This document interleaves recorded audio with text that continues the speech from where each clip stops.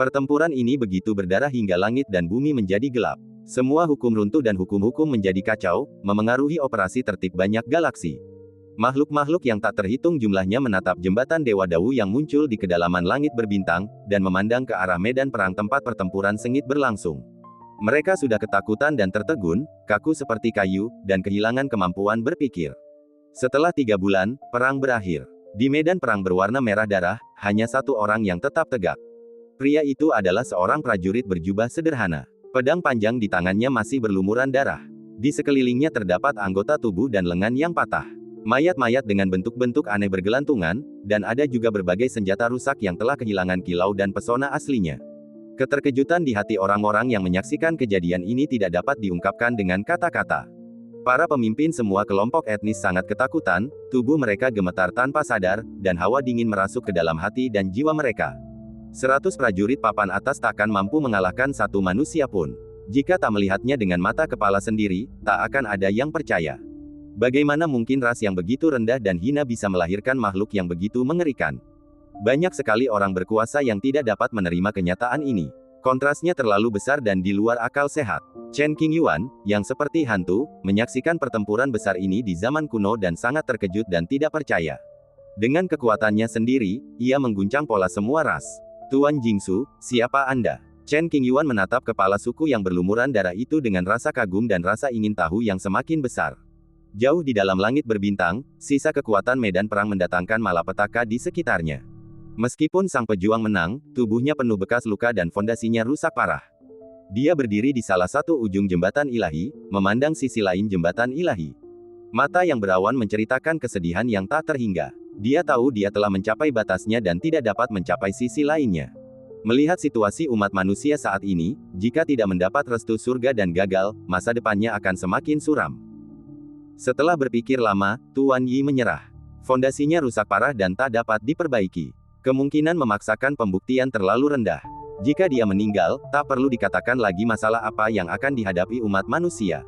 Akhirnya, di bawah tatapan orang-orang kuat yang tak terhitung jumlahnya, ia mengundurkan diri dari jembatan ilahi dan kembali ke wilayah manusia di mana energi spiritualnya tipis.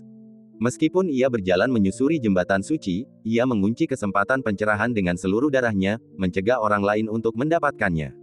Siapapun yang melewati garis ini akan dibunuh tanpa ampun. Hal pertama yang dilakukannya adalah menghunus pedangnya dan memotong dinding besar energi pedang yang membelah galaksi, mengancam semua ras untuk memastikan bahwa sebagian besar umat manusia dapat terhindar dari bencana dan hidup dalam damai. Semua ras terkejut dan tidak berani melewati batas. Sosok Wuxi yang angkuh telah membunuh ratusan makhluk paling berkuasa sendirian, mengejutkan miliaran jiwa hingga ke akar-akarnya. Setidaknya akarnya telah rusak, dan dia tidak dapat mencapai sisi yang lain. Mereka membayar harga yang sangat mahal untuk mendapatkan hasil ini. Meskipun menyakitkan, para pria kuat dari setiap ras merasa itu sepadan. Ketika orang bijak ini meninggal, umat manusia akan tetap sama seperti sebelumnya, bergantung pada belas kasihan orang lain. Bertahun-tahun kemudian, Ten Hua mampu mengendalikan luka-lukanya dan mencegahnya bertambah parah. Dia kembali ke kuil King Feng dan mulai mengajar. Dia menyusun formasi yang menakjubkan, yang secara bertahap memperkaya energi spiritual di wilayah umat manusia dan memunculkan sumber daya. Di kaki Gunung Hijau, ada ujian. Siapapun yang berhasil melewati ujian dan mencapai puncak, ia akan bertemu sang guru. Penantian ini berlangsung selama 5.000 tahun. Prajurit itu sudah tua, dan luka-luka lamanya tak bisa lagi dibendung. Luka-luka itu bisa saja muncul kapan saja dan merenggut nyawanya. Dengan kemampuannya, bukan berarti dia tidak bisa menemukan harta karun langka untuk menyehatkan tubuhnya, tetapi dia tidak dapat menemukannya. Tidak ada sumber daya di wilayah manusia, dan hanya ada peluang jika Anda pergi ke tempat yang makmur. Namun, jika keberadaan Taois itu diketahui dan dia dikepung dan diserang oleh orang-orang kuat dari berbagai ras, luka-lukanya akan mudah bertambah parah. Waktu bernapas yang akhirnya kita peroleh tidak boleh diputus kecuali benar-benar diperlukan. Setelah 5.000 hari menunggu, seorang pemuda akhirnya tiba di kuil King Feng. Pendeta Tao itu membuka pintu dan melangkah keluar, menatap pemuda yang sedang mendaki dari kaki gunung. Ia bertanya, "Nak, siapa namamu?" King Ge membungkuk dan menjawab, "Yang Heng." Rambut pendeta Tao itu dipenuhi janggut, wajahnya keriput, dan matanya yang dalam terus menatap King Ge, raut wajahnya lega. "Karena kamu telah lulus ujian, kamu harus tahu bahwa jalan ini tidak mudah. Belum terlambat untuk menyesal sekarang." King Ge bertekad, "Saya tidak akan pernah menyesalinya." Pendeta Tao, "Baiklah, aku akan sampaikan ajaranku kepadamu." berdebar. King Ge mengerti dan berlutut di tanah, bersujud dengan berat. 100 hari kemudian, King Sui turun gunung. Sambil memegang pedang panjang pemberian pendeta Tao, ia menjadikan kuil King Feng sebagai titik awal, membuka babak baru, dan menciptakan kisah legendarisnya sendiri. Kemudian, King Ge menjadi terkenal dan menyebabkan kehebohan di berbagai tempat. 100 hari lagi telah berlalu, dan waktu Taois telah habis. Ia tak lagi mampu mempertahankan sinar kesempatan untuk mencapai pencerahan, dan hanya bisa mengulur waktu untuk ini. Memanggil, kesempatan ini milik dunia, dan babak baru pertempuran akan segera dimulai. Jalan menuju pencerahan muncul kembali. Pendeta Tao itu menatap langit berbintang yang gelap, wajahnya pucat dan suaranya lemah, "Saya telah berusaha sekuat tenaga." Pada titik ini, pendeta Tao itu meninggal dunia. King Ge, yang berada jauh di sana, seolah merasakan kepergian sang Tao, hatinya sakit dan wajahnya dipenuhi duka. Namun, ia tak menoleh ke belakang, karena ia tahu apa yang harus dilakukan. Setelah sekian lama, muncullah makhluk agung di antara umat manusia. Menyapu seluruh padang gurun dan membasmi suku-suku jahat. Sambil memegang pedang panjang pemberian pendeta Tao, ia menerobos 9 surga dan membunuh siapa saja yang menghalangi jalannya, tanpa memandang apakah mereka pria atau wanita, tanpa sedikit pun belas kasihan. Ia memanfaatkan kesempatan yang mengalir dari tangan pendeta Tao itu, dan jembatan serta jalan suci pun muncul kembali, menuju ke sisi lain dunia. Kali ini, banyak sekali kelompok etnis yang ingin meniru adegan Dang Ge, memutus fondasi manusia kuat, dan mencegah mereka membuktikan kebenarannya. Sayangnya, mereka tidak dapat melakukannya. Keganasan dan kekuatan King Ge jelas melampaui pendeta Tao. Di jembatan suci, mayat-mayat berserakan di mana-mana. Sebuah senjata kekaisaran yang tak tertandingi jatuh dari tepi langit berbintang. King Yu menyarungkan pedang panjangnya dan menahannya sendirian, tanpa cedera. Pedang panjang itu adalah hadiah dari seorang pendeta Tao dan tidak boleh dirusak. Kaisar semu dengan darah mengalir deras menyerang dari arah kiri, namun King Yi menjentikkan jarinya, menembus alisnya, dan membunuhnya seketika. Sebuah senjata mematikan melesat ke arahnya, dengan kekuatan bagaikan banjir bandang, mengguncang bumi dan langit. King Pi menjentikkan lengan bajunya, dan senjata itu hancur berkeping-keping, dan kekuatan pembunuhnya pun lenyap. Tak lama kemudian, King Yu mencapai ujung jembatan ilahi dan memasuki sisi lainnya. Ia memanfaatkan kesempatan untuk mencapai pencerahan dan menjadi kaisar pada masa itu. Gelar Kaisar, Qi Heng. Dunia memuji nama, Qi Heng. Chen Qingyuan, yang telah menyaksikan pemandangan ini melintasi ruang dan waktu yang tak berujung, merasa sulit untuk tetap tenang dan berseru, "Kaisar Qi Heng." Kaisar pertama umat manusia mematahkan belenggu, yang memiliki makna yang sangat penting. Kekuatannya begitu dahsyat hingga melampaui daya tahan orang biasa. Ciptakan ketertiban dan stabilkan seluruh alam semesta. Siapapun yang tidak patuh akan dibasmi. Suku jahat kuno dan banyak sekte kuat mengira bahwa dengan bersatu, mereka dapat bernegosiasi dengan Kaisar Qi Heng. Nyatanya, ini adalah tindakan bunuh diri, dan keesokan harinya suku dan sekte ini lenyap dari dunia. Sejak saat itu, tidak ada kelompok etnis yang berani mempertanyakan perintah Kaisar, dan dia benar-benar mendominasi dunia dan mengerahkan kekuasaan besar atas rakyat. Adapun cendekiawan itu, ia dihormati dunia sebagai guru kekaisaran. Master Kekaisaran dan kuil para dewa dikirim ke surga ke-9 oleh Kaisar Qi Heng, tempat mereka beristirahat dengan tenang dan damai. Di masa depan, hanya mereka yang memiliki takdir pertemuan yang dapat memasuki kuil para dewa. Klik, pemandangan bersejarah di depan mataku perlahan mulai retak dan kemudian runtuh. Kesadaran Chen Qingyuan melayang ke dalam ruang putih yang kacau, kosong dan hampa. Saya berdiri di sana dengan linglung, mengamati jejak waktu yang baru saja saya lihat, sungguh mengejutkan. Tuan Kekaisaran, Qi Heng. Jutaan tahun yang lalu, umat manusia diperbudak selama berabad-abad. Baru setelah kemunculan Kaisar Agung, segalanya mulai berubah. Kemudian, Kaisar Qi Heng sepenuhnya mengubah dunia, memulihkan ketertiban, dan menciptakan dunia baru.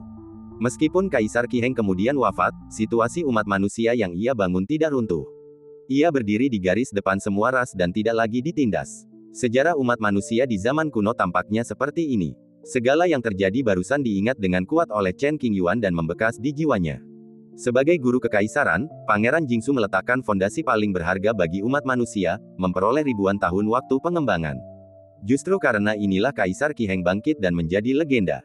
Gudong, sebuah suara datang dari kanan, membuyarkan lamunan Chen Qingyuan, dan dia pun segera menoleh ke arahnya. Salah satu sudut ruangan itu robek, dan melalui celah ini, beberapa pemandangan dapat terlihat samar-samar.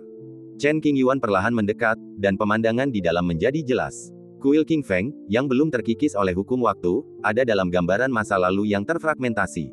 Rumputnya hijau dan dinding halamannya putih. Ada dua wanita berdiri di halaman, satu tua dan satu muda. Biksu tua itu membawa pedang di punggungnya dan bersiap untuk menuruni gunung. Biksu muda itu, yang berusia sekitar 10 tahun, mengikutinya dari dekat. "Enggan pergi, guru, kemana Anda ingin pergi?" Biksu tua itu menatap pemuda di sampingnya, mengusap kepalanya dengan tangannya, dan berkata dengan ramah, "Turunlah dari gunung dan bunuh monster itu. Kudengar ada monster besar yang datang dan memangsa manusia. Monster itu bisa dengan mudah menelan ratusan ribu jiwa manusia dan menyebabkan banyak sekali pembunuhan." Cendekiawan muda itu bertanya lagi, "Kapan kamu akan kembali?" Sarjana tua itu terdiam cukup lama, menatap ke kejauhan, sangat serius, "Guru mungkin tidak akan kembali. Anda telah dewasa dan Anda harus mengandalkan diri sendiri di masa depan. Berdasarkan informasi yang dikumpulkan, monster ini sangat kuat. Bahkan jika ia mempertaruhkan nyawanya, hanya ada 30% kemungkinan ia akan mati bersamanya. Tingkat keberhasilannya tidak tinggi, tetapi patut dicoba. Beberapa hal harus dilakukan oleh seseorang." Mata biksu muda itu merah, dan ia berusaha keras menahan air matanya. Suaranya perlahan tercekat, "Aku akan berlatih keras dan tidak mempermalukan guru." Sarjana tua itu menurunkan alisnya dan meliriknya, lalu tersenyum puas, "Anda sangat bijaksana." Setelah berkata demikian, cendekiawan tua itu berjalan pergi dengan pedang di punggungnya dan menghilang di cakrawala. Beberapa hari kemudian, seorang kultivator manusia datang ke kuil King Feng. Dia mengeluarkan pedang panjang dan menyerahkannya kepada biksu muda. Selain itu, para pembudidaya manusia yang datang ke sini juga menjelaskan situasi dunia luar. Biksu tua itu menggunakan dirinya sendiri sebagai umpan untuk memancing monster besar itu ke dalam barisan pembantaian. Setelah pertarungan yang sangat brutal, mereka berdua mati bersama, dan tak ada satupun jasad yang tersisa.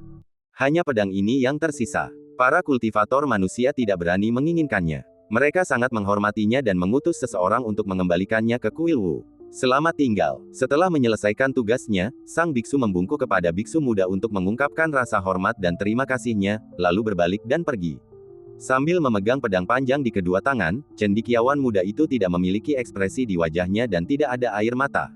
Sejak saat itu, tidak ada biksu tua di kuil King Feng, hanya seorang biksu kepala bernama Jingsu. Konon, pedang panjang ini diciptakan oleh seorang bijak dari umat manusia dengan usaha yang tak terhitung jumlahnya.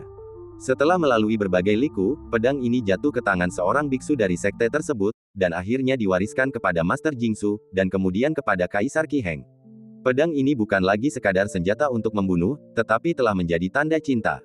Manusia, pedang Kaisar Manusia. Chen Qingyuan hanya membaca beberapa fragmen dari beberapa buku kuno, tetapi kini melalui adegan-adegan sejarah yang disaksikannya, ia dapat menebak apa yang diwakili oleh pedang panjang yang tampak biasa ini. Hatinya gelisah, matanya berfluktuasi, dan emosinya rumit dan tak terlukiskan. Pedang Kaisar Manusia yang legendaris benar-benar ada. Yang tak pernah ia duga adalah pedang ini tidak terlalu indah, juga bukan harta karun yang tak tertandingi. Pedang ini tampak biasa saja dan nyaris tak tertandingi oleh senjata suci. Meskipun senjata suci merupakan harta karun di dunia manusia, senjata tersebut sangat umum dan dapat diperoleh oleh kekuatan kelas 3 manapun. Mungkin ini adalah semacam pewarisan kemauan. Dalam sekejap, Chen Qingyuan memahami arti pedang Kaisar Manusia. Pedang itu tidak perlu terlalu kuat atau tajam, tetapi melambangkan keyakinan teguh umat manusia untuk tidak menyerah dan tidak berkompromi dengan takdir. Pedang yang patah dapat diperbaiki. Jika pedang patah, ia dapat dibentuk kembali. Selama iman masih ada, pedang Kaisar Manusia akan tetap ada selamanya. Sesuatu yang melampaui definisi duniawi dan tidak dibatasi oleh hukum alam. Zeng, tiba-tiba, tubuh Chen Qingyuan bergetar sedikit, dan suara nyanyian pedang terdengar. Pedang Zijun yang tersembunyi di tubuhnya tampaknya tertarik oleh sesuatu, tidak dapat tenang, dan bahkan ingin meninggalkan tubuhnya. Bagaimana caranya? Chen Qingyuan mencoba berkomunikasi dengan pedang Zijun. Berdengung, pedang Zijun bergetar beberapa kali sebagai respons. Kegugupan yang tidak dapat dijelaskan. Chen Qingyuan mengerti maksud Zijun Jian. Alisnya sedikit berkerut, ekspresinya serius dan penuh pertimbangan. Pedang Zijun adalah senjata kekaisaran yang asli, utuh, dan pesonanya masih terasa. Apa gerangan yang membuatnya begitu menegangkan? Setelah sekian lama, fluktuasi hukum pedang Zijun akhirnya sedikit mereda. Alasannya tidak sulit ditebak, tetapi saya tidak berani menebak ke arah ini. Di ruang kesadaran, Chen Qingyuan sekali lagi melihat pemandangan di dalam celah. Saya mendapati bahwa platform pengamatan di dalamnya telah hilang, dan sebagai gantinya, ada pedang panjang yang sangat biasa, tertancap di puncak gunung hijau. Kilaunya kusam, dan entah sudah berapa lama waktu yang telah dilaluinya, dan pedang itu penuh dengan perubahan. Bagaimana mungkin? Kelopak mata Chen Qingyuan bergetar, dan dia menatap pedang panjang di celah itu, ingin mengatakan sesuatu tetapi menahan diri, tidak berani melanjutkan spekulasi. Apakah itu hantu dari masa lalu, atau sesuatu yang benar-benar ada? Meskipun Chen Qingyuan memiliki penglihatan yang tajam, dia sedikit tidak yakin dengan situasi ini, dan ada sedikit kebingungan di matanya yang terkejut. Gemerincing, mungkin Chen Qingyuan ingin mengamati lebih dekat, atau mungkin ada takdir misterius yang membimbingnya. Saat dia melangkah, kesadarannya memasuki celah. Saat aku membuka mataku lagi, aku berada di kaki pegunungan hijau. Kalau mendongak, Anda bisa melihat puncaknya. Pedang panjang itu tertancap di puncak gunung, seolah menunggu orang yang ditakdirkan berikutnya. Jika itu benar, meskipun Chen Qingyuan telah mengalami badai yang tak terhitung jumlahnya, dia masih sangat bersemangat saat ini. Setelah tenang, saya bersiap melangkah ke tangga batu dan berjalan ke puncak selangkah demi selangkah. Pada saat ini, Chen Qingyuan tampak seperti seorang penganut agama yang taat. Dengan rasa hormat yang tulus, setiap langkah yang diambilnya sangat mantap, dan tatapannya tegas dan tak tergoyahkan. Saat berjalan di tangga batu, cahaya neon redup menempel di telapak kakiku. Menatap langit, aku seakan melihat sosok banyak orang bijak umat manusia. Berawal dari ketiadaan, dibimbing oleh takdir, mereka perlahan-lahan menemukan metode Tao yang cocok untuk pengembangan diri manusia. Suku-suku bangsa lain yang tak terhitung jumlahnya semuanya diberkati oleh surga. Mereka terlahir dengan energi dan darah yang kuat, dan selaras dengan energi spiritual langit dan bumi. Mereka dapat meningkatkan kekuatan mereka dengan bernapas tanpa perlu bersusah payah. 1 langkah, 2 langkah, 3 langkah. Chen Qingyuan mempertahankan langkahnya dan segera mencapai titik tengah gunung. Dalam keadaan tak sadarkan diri, ia melihat pemandangan beberapa manusia bijak menempa pedang panjang, menaruh tekad dan menenteng harapan. Dalam sekejap, kami mencapai puncak gunung. Chen Qingyuan tidak berminat menikmati pemandangan di puncak gunung. Perhatiannya sepenuhnya terpusat pada pedang panjang yang tertancap di tanah, dan dia tidak bisa mengalihkan pandangannya dari pedang itu. Itu seharusnya bukan ilusi. Sampai saat ini, Chen Qingyuan masih belum yakin dan ada raut keraguan di matanya. Dilihat dari kemampuannya sendiri, itu bukan ilusi. Namun, karena beratnya masalah ini, ia masih menyimpan kecurigaan dan ketidakpercayaan. Pada saat ini, mata Chen Qingyuan tertuju pada pedang panjang, dan gelombang emosi yang tak terlukiskan melonjak dalam hatinya, dan ekspresinya sedikit berubah. Waktu seakan berhenti dan suasana menjadi sangat sunyi. Zeng, tiba-tiba, pedang Zijun yang tersembunyi di tubuhnya mulai bergetar lagi, kali ini sangat hebat, dan suara dengungan pedang itu terdengar, bergema ke segala arah. Pedang kaisar berdengung lembut, dan Chen Qingyuan kembali sadar dan tanpa sadar mengepalkan tangannya. Dia menyampaikan pesan itu ke pedang Zijun, menenangkannya selama beberapa detik dan membiarkannya tenang secara bertahap. Gemerincing, tetap tenang dan berjalan lurus ke depan. Di tepi tebing, terdapat sebilah pedang panjang yang kilaunya sudah kusam, telah lapuk dan terdapat bekas-bekas tanda. Setelah ragu-ragu sejenak, Chen Qingyuan perlahan mengulurkan tangan kanannya, ingin menggenggam pedang itu. Saat ia melihat tangannya semakin dekat ke pedang panjang itu, jantungnya berhenti berdetak. Serpihan adegan dari zaman kuno berkelebat di depan matanya. Waktu dan ruang terasa membingungkan dan seperti mimpi. Dentang, detik berikutnya, ujung jari tangan kanannya menyentuh gagang pedang, lalu ia menggenggamnya erat-erat. Terdengar suara dengungan pedang yang samar, dan tidak jelas apakah itu berasal dari pedang panjang atau pedang Zijun. Sentuhan yang sangat nyata ditransmisikan dari telapak tangannya ke hatinya, dan tubuh Chen Qingyuan terguncang dan dia hampir tidak bisa tenang. Bahkan ketika ia memperoleh senjata kekaisaran, emosi Chen Qingyuan tidak terlalu berfluktuasi. Pedang ini memiliki arti luar biasa bagi umat manusia. Jika diamati dengan mata manusia biasa, itu hanyalah harta karun yang hampir tidak sebanding dengan senjata suci. Namun pada kenyataannya, pedang ini tidak sesederhana kelihatannya. Bahkan setelah puluhan juta tahun, pedang itu masih utuh. Hal ini saja tidak dapat dicapai oleh apa yang disebut senjata kekaisaran. Artefak klan yang berharga dari klan kuno yang abadi itu hanya dapat bertahan selama bertahun-tahun dan melindungi sajak Dao dengan mengandalkan nutrisi dari kekuatan asli klan tersebut. Pedang itu panjangnya lebih dari 4 kaki, dengan bilah yang ramping dan lurus. Seluruh tubuhnya berwarna gelap, dan permukaannya dilapisi tekstur waktu. Kilaunya tidak kentara, seolah-olah telah tertidur lelap. Rasa dingin samar-samar terpancar dari gagang pedang, seperti miliaran benang tak kasat mata menyebar ke seluruh tubuh, bahkan hingga ke jiwa. Ledakan. Sebelum Chen Qingyuan sempat melirik pedang panjang di tangannya, ruang di mana dia berada mulai runtuh. Hanya dalam beberapa tarikan napas, dunia kecil itu hancur berkeping-keping. Segera setelah itu, kesadaran Chen Qingyuan diusir secara paksa. Swoosh! Dalam sekejap, tubuh utama membuka matanya, ekspresinya serius dan hatinya tegang.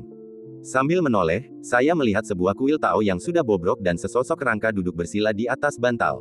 Adapun tangannya, kosong. Apakah itu ilusi? Ada raut kehilangan yang jelas di wajah Chen Qingyuan, dan dia tidak bisa membedakan antara kenyataan dan ilusi. Penghalang terlarang di sekitarnya terangkat secara otomatis, mungkin karena kekuatannya telah habis, atau mungkin karena dipengaruhi oleh faktor yang tidak diketahui. Setelah mengamati kerangka itu secara mendalam, Chen Qingyuan membungkuk untuk menunjukkan rasa hormatnya.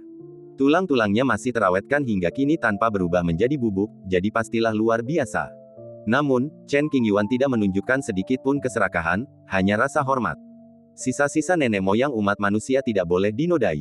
Dia melirik setiap sudut aula kuil Tao beberapa kali lagi, dan tidak melihat apapun lagi di sana. Mungkin, apa yang baru saja saya alami hanyalah ilusi yang sangat nyata. Dengan berat hati, Chen Qingyuan berencana untuk mundur keluar. Sekalipun pedang itu tersembunyi di dalam kuil Tao, mustahil untuk mencarinya dari ujung kepala hingga ujung kaki. Ini demi menghormati leluhur umat manusia. Bisa melihat pemandangan bersejarah itu saja sudah merupakan suatu keuntungan besar. Tepat saat Chen Qingyuan berbalik, sebuah suara serak dan ramah seakan terngiang di telinganya, "Saya Jingsu, seorang pendeta Tao yang miskin, dan saya punya sesuatu untuk diberikan kepadamu, orang awam." Dalam sekejap, Chen Qingyuan tiba-tiba berbalik. Dia melihat seorang pendeta Tao dengan sosok yang samar-samar berdiri di samping tulang-tulang itu, dengan wajah tua dan rambut putih. Cahaya keemasan redup di permukaan tulang-tulang itu semuanya terpisah dan berkumpul menjadi sebuah bola. Ketika cahaya keemasan menyebar, ia berubah menjadi pedang panjang. Cahaya dingin mengalir, dan momentumnya luar biasa. Panjangnya sekitar 4 kaki dan memiliki bilah yang tajam. Dentang, dentang, dentang. Pedang panjang itu berdengung lembut dan melayang perlahan.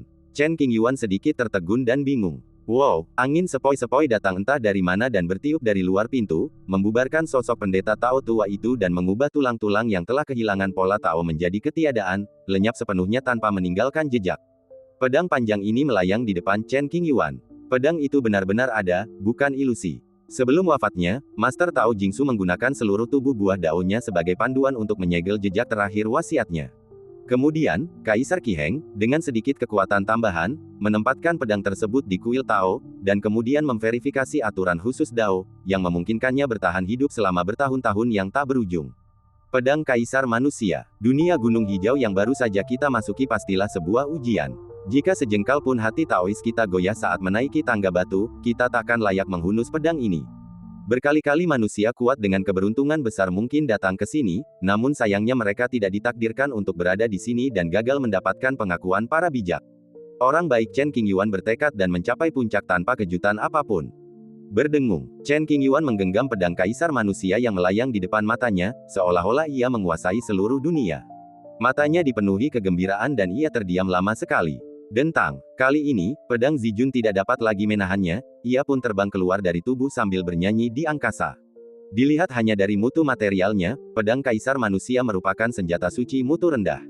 Namun, pedang Kaisar, yang terbuat dari batu-batu berharga yang tak terhitung jumlahnya dan darah serta keringat Kaisar, jelas-jelas gugup dan waspada saat menghadapi pedang Kaisar Manusia.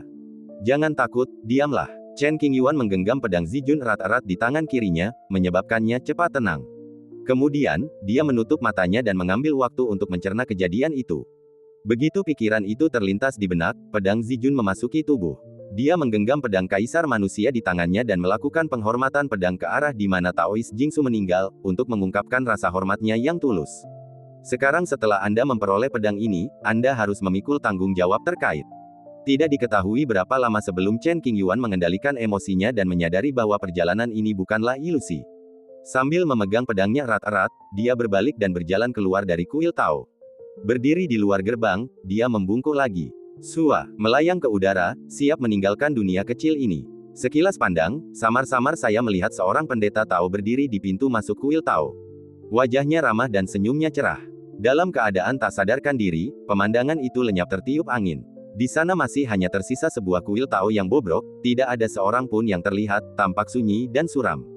Chen Qingyuan tidak tahan mengalihkan pandangan dan melihat lautan kabut yang luas. Sambil menunduk, ia melihat retakan emas itu mulai sembuh. Kesempatan telah diambil, dan pembatasan telah dicabut. Tanpa hukum kuno yang mengalir melaluinya, keretakan spasial akan segera tertutup. Dia berada di inti formasi, duduk bersila di kekosongan. Dia menatap pedang Kaisar Manusia di tangannya dan tidak dapat mengalihkan pandangannya darinya untuk waktu yang lama. Semakin aku memperhatikannya, semakin luar biasa hal itu tampak, dan beberapa gambar kabur tampak muncul di depan mataku. Pemandangan di dalam pedang perlahan-lahan menjadi jelas. Apa yang dilihatnya selanjutnya dapat dikatakan telah memengaruhi masa depan Chen Qingyuan, membimbing jalannya ke depan dan menghilangkan misteri yang tak terhitung jumlahnya. Ini adalah proses pengembangan sutra rantai Dao sebagaimana disimpulkan oleh para resi umat manusia.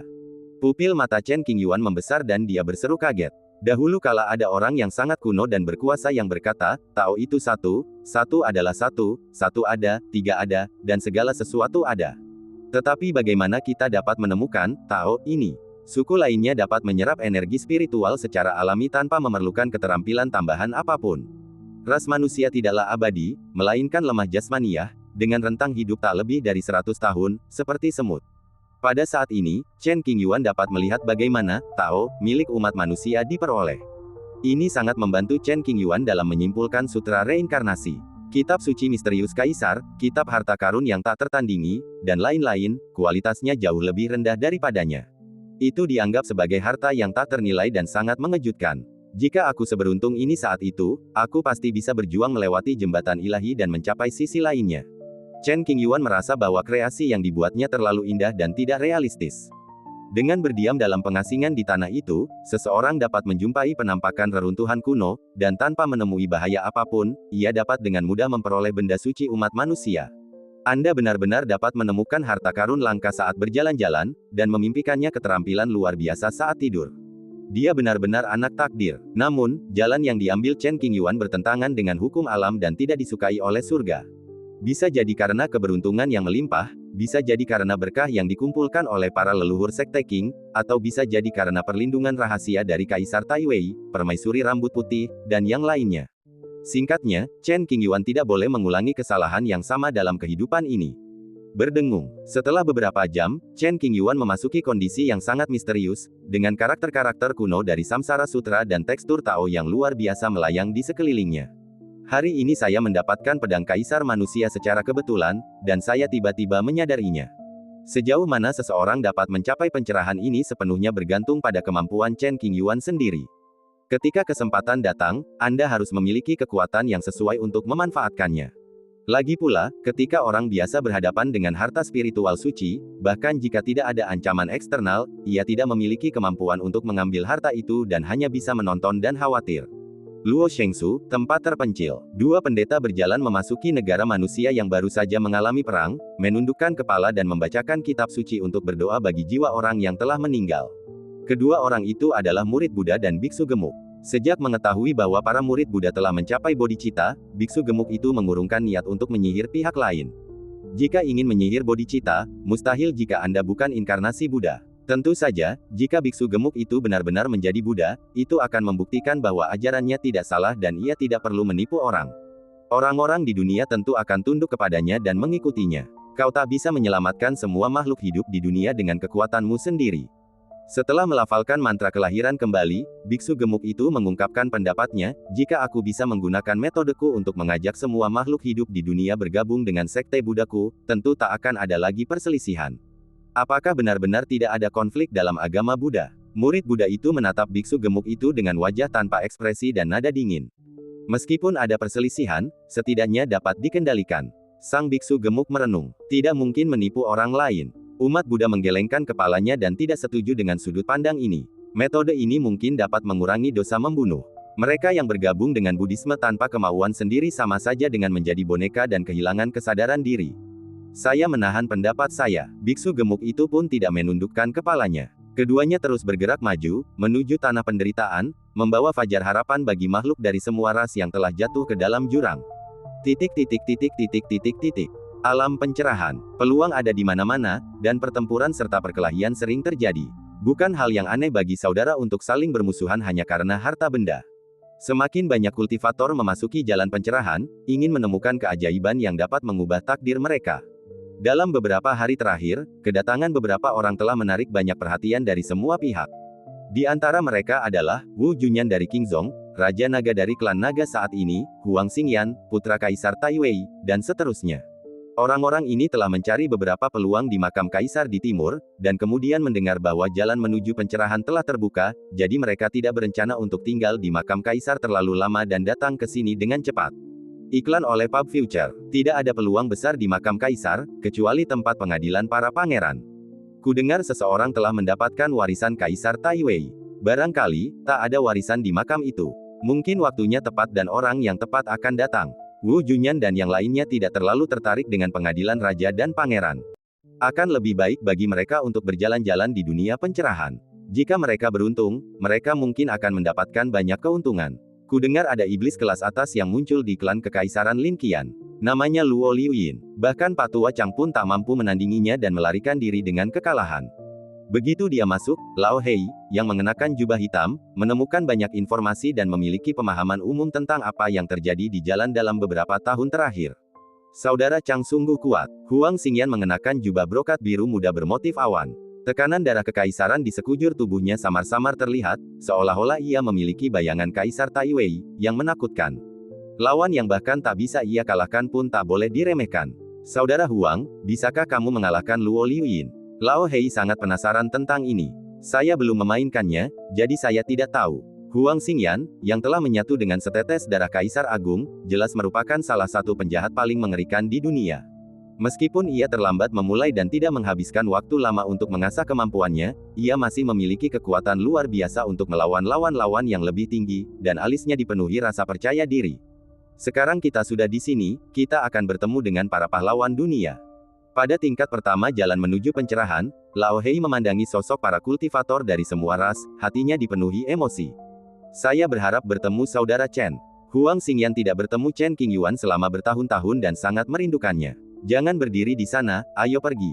Kepribadian Wu Junyan tetap sama seperti sebelumnya, ekspresinya tegas dan kata-katanya penuh makna. Ia memutuskan untuk menjelajahi area makmur di surga pertama terlebih dahulu sebelum melanjutkan ke surga berikutnya. Sambil berbicara, Wu Junyan melangkah maju. Dua orang lainnya berhenti berdiskusi dan mengikuti dengan saksama. Jalan menuju pencerahan, surga ke-9. 2 tahun berlalu dalam sekejap mata, dan Chen Qingyuan masih dalam tahap pencerahan. Ribuan karakter kuno tersebar di sekelilingnya, dan pola spiritual mengalir, dikelilingi oleh aura awan.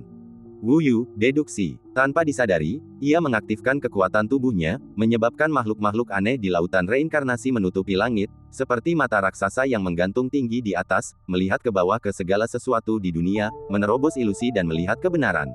Wow, sejumlah besar energi spiritual berkumpul dan semuanya diserap ke dalam tubuh Chen Qingyuan. Sebesar apapun energi spiritual yang dimurnikannya, tubuh itu tak pernah merasa puas. Ia membuka mulutnya yang besar dengan penuh keserakahan. Saat lautan spiritual mengalir ke dalam tubuh, hambatan di alam itu perlahan mengendur.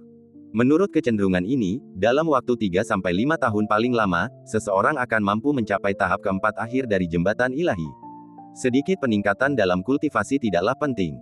Kuncinya terletak pada apakah Chen Qingyuan dapat menyimpulkan asal-usulnya. Hanya dengan menciptakan sutra uniknya sendiri, seseorang dapat melepaskan kekuatan sejati tubuh samsara dan memperlihatkan keanggunan yang tak tertandingi. Bass, dentang, donglong, satu demi satu, karakter-karakter aneh dan kuno terukir di udara dan mengelilingi tubuhnya. Teratai emas besar muncul dari udara tipis, seperti bintang yang bersinar, mengandung misteri tertinggi. Suaranya kadang bagaikan guntur, kadang bagaikan alunan musik peri yang indah. Di puncaknya terdapat pemandangan aneh berupa mata jahat yang meliputi seluruh wilayah. Chen Qingyuan duduk bersila di udara dengan mata tertutup. Pedang kaisar manusia berdiri tegak di depannya, sesekali memancarkan beberapa cahaya lembut redup, yang terpantul di wajah Chen Qingyuan, membuatnya tampak dingin dan tegas, seolah-olah ingin menjauhkan orang dan menjauhkan mereka. Beberapa bulan berlalu, dan Chen Qingyuan masih belum siuman. Ia tenggelam dalam pencerahan, dan sering kali muncul kilatan cahaya misterius di antara alisnya. Penciptaan ras manusia oleh para leluhur memiliki pengaruh yang kecil terhadap dunia, tetapi merupakan keberuntungan besar bagi Chen Qingyuan. Bahkan beberapa gambar yang terpisah-pisah dan asli dapat membantu Chen Qingyuan memecahkan banyak keraguan dan menyelamatkannya dari ribuan tahun latihan keras. Waktu sangat berharga bagi Chen Qingyuan. Semakin dekat ia ke puncak, semakin ia bisa mengendalikan situasi. Pada hari ini, surga ke-9 tidak lagi damai. Seorang pria datang dan berdiri di atas lautan kabut. Dia pendek, seperti kurcaci. Rambutnya menipis dan wajahnya penuh kerutan. Dia mengenakan mantel gelap yang menutupi seluruh tubuhnya. Fakta bahwa lelaki tua pendek itu mampu mencapai surga ke-9 sudah cukup untuk membuktikan kekuatannya. Ia melihat sekeliling beberapa kali dan dengan cepat mengunci lokasi Chen Qingyuan. Memanggil. Dengan satu langkah, ia menempuh jarak yang tak terhitung jumlahnya dan melesat keluar dari penghalang formasi. Cahaya redup muncul di kedalaman mata lelaki tua pendek itu. Dilihat dari posturnya, kemungkinan besar ia mengincar Chen Qingyuan.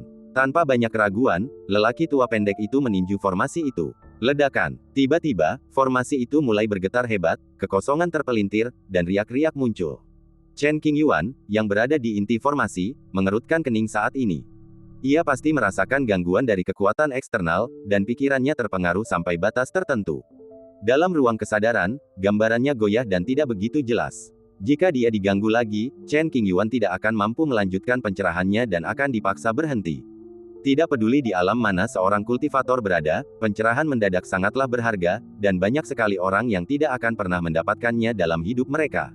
Diganggu oleh orang lain selama momen pencerahan adalah masalah hidup dan mati. Ledakan. Orang tua pendek itu menyerang lagi tanpa ragu-ragu. Sebuah pukulan membuat formasi itu bergetar lagi, bahkan menciptakan alur. Beberapa pukulan lagi mungkin akan menghancurkan fondasi formasi dan menghancurkannya. Berdengung. Fluktuasi hukum abnormal lainnya datang ke arahnya, menyebabkan karakter kuno yang terkondensasi di berbagai bagian tubuh Chen Qingyuan bergetar, dan bahkan menunjukkan retakan, menjadi redup. Chen Qingyuan mengerutkan kening, ekspresinya menunjukkan ketidaksenangan. Dilihat dari penampilannya, dia seharusnya segera bangun. Zeng, pedang kaisar manusia yang berdiri di depannya juga mengeluarkan suara dengungan cepat dan rendah. Satu pencerahan yang tiba-tiba lebih baik daripada 1000 tahun latihan keras. Jika terhenti di tengah proses, yang terbaik adalah kehilangan kesempatan, yang terburuk adalah kegagalan dan mendapat serangan balik. Meskipun Chen Qingyuan hendak bangun sendiri, ia ingin memahaminya lebih lama. Tiba-tiba ia dipengaruhi oleh kekuatan eksternal dan merasa sangat tidak nyaman. Ada sedikit rasa permusuhan di tubuhnya. Ledakan. Pria tua pendek itu melayangkan pukulan ketiga, yang sepenuhnya menghentikan kemajuan pencerahan Chen Qingyuan. Langit runtuh dan bumi runtuh, dan segalanya kacau balau. Meskipun formasinya belum pecah, kekuatan yang tersisa begitu kuat sehingga Chen Qingyuan harus bangun. Merayu. Tiba-tiba, Chen Qingyuan membuka matanya dengan ekspresi garang. Hal pertama adalah menstabilkan tubuh Taoisme dan tidak meninggalkan bahaya tersembunyi. Agar dia tidak menderita akibat buruk dari berhentinya pencerahan, tanpa sadar dia menggenggam pedang kaisar manusia di depannya. Suara mendesing. Segera setelah itu, Chen Qingyuan berubah menjadi aliran cahaya dan dengan cepat menerobos batas formasi. Dengan lambaian tangan kirinya, dia melepaskan penghalang formasi itu. Matanya tertuju pada lelaki tua pendek tak jauh dari situ, dengan pedang di tangan kanan, dan momentum yang kuat. Pengadilan kematian. Begitu Chen Qingyuan mengucapkan kata-kata ini, niat membunuhnya tampak terwujud. Lautan darah yang tak terbatas menyembur keluar dari belakangnya, menenggelamkan langit berbintang dan menyebabkan gejolak hebat. Mungkin karena dia melihat Chen Qingyuan yang kejam, atau mungkin karena dia merasakan kekuatan pedang kaisar manusia, cahaya aneh di kedalaman mata lelaki tua pendek itu menghilang dalam sekejap, dan matanya tampak lebih jernih. Rekan Taois, ini salah paham. Orang tua pendek itu panik dan berteriak. Chen Qingyuan berpura-pura tidak menyadari hal ini dan menyerbu maju sambil memegang pedangnya, niat membunuhnya tidak berkurang. Berlari. Melihat Chen Qingyuan tidak mau berbicara sepatah kata pun, lelaki tua pendek itu mengeluarkan beberapa metode penyelamatan nyawa dan berbalik serta melarikan diri. Desir. Chen Qingyuan mengayunkan pedangnya, dan langit berbintang tampak terbelah dua. Jejak pedang itu membentang sejauh 80 juta mil, perkasa dan kuat. Jimat penyelamat nyawa, senjata suci pertahanan kelas atas, boneka pengganti, DCB, yang dibuang lelaki tua pendek itu semuanya hancur berkeping-keping oleh pedang Chen Qingyuan, bahkan satu jari pun tak dapat digerakkan. Namun, benda-benda penyelamat ini masih memberi pria tua pendek itu sedikit waktu. Saat ini, ia telah melarikan diri ratusan juta mil jauhnya, dan kecepatannya tidak berkurang. Ia terus membakar energi spiritual dalam tubuhnya dan bergegas menuju kejauhan dengan sekuat tenaga.